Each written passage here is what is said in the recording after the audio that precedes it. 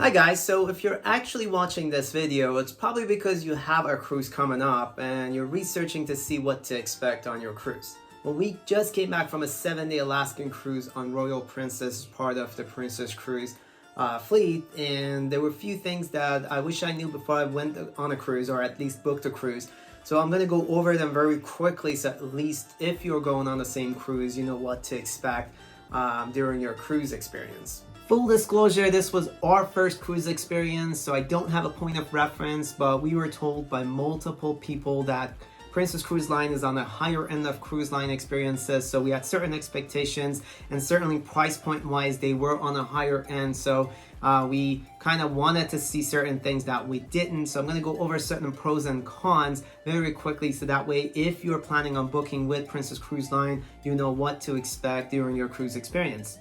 Pro number one, the clientele was mainly adults. We barely saw any kids around, but that is also part of the con, so we're going to get to that in a second. Pro number two was the friendly staff. Now, our stateroom stewardess was amazing. Everyone that we came across during our cruise was great. There is certainly a visible presence of the officers throughout the ship, so you actually come across a lot of staff that are very friendly and willing to help quite often. The medallion device and the app was just okay. It was nice that the staff could locate you throughout the ship and bring you the drinks or food that you had ordered, but it wasn't anything extraordinary. Now let's go back to the cons. So our first con is the Princess Cruise customer service. About 45 days before departure, you're given the options to book an arrival time at the terminal.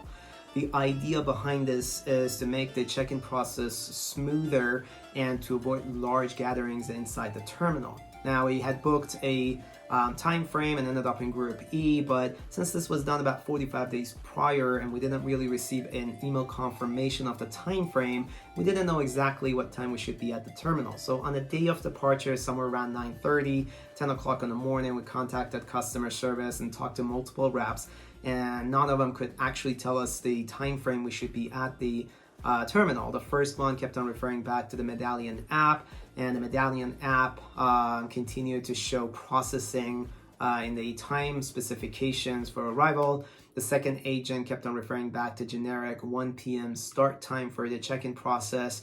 And the third agent kept on saying as long as we're there before 4 p.m. So that was a little frustrating that they couldn't give us the specific information we needed. Con number three is the reservation. Now, prior to your departure, you're given the options to make your dinner reservation and sign up for activities. And although most restaurants checked to make sure that you have a reservation, the activities and shows didn't. So keep that in mind, that most shows and activities are first come, first serve, regardless of you signing up for them or not. And that's why there were a few activities that we had signed up for, but by the time we arrived at the location, they were full, so we didn't get to enjoy them. Con number five, in all fairness, we were warned about this prior to our cruise, but we didn't really expect the extent of it, was the age of clientele.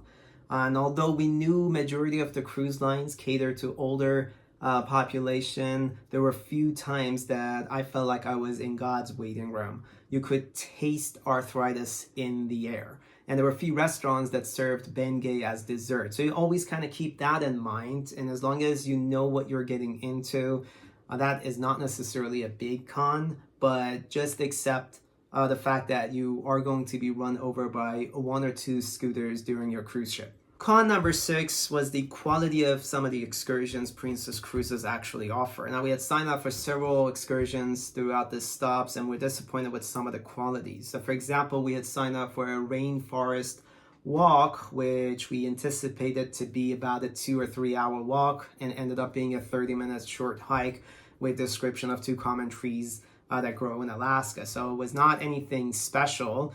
At the end, I'm glad we visited Alaska. It was a beautiful place to visit. The Glacier National Park is a must-see scenery. I just don't think the cruise experience was something that we had anticipated, and I don't think we would ever go back on a cruise. I don't think this was specific to Royal Princess or the Princess Cruise Line. I just don't think the cruise life experience was something that we would want to experience again. But you enjoy your cruise, and please subscribe.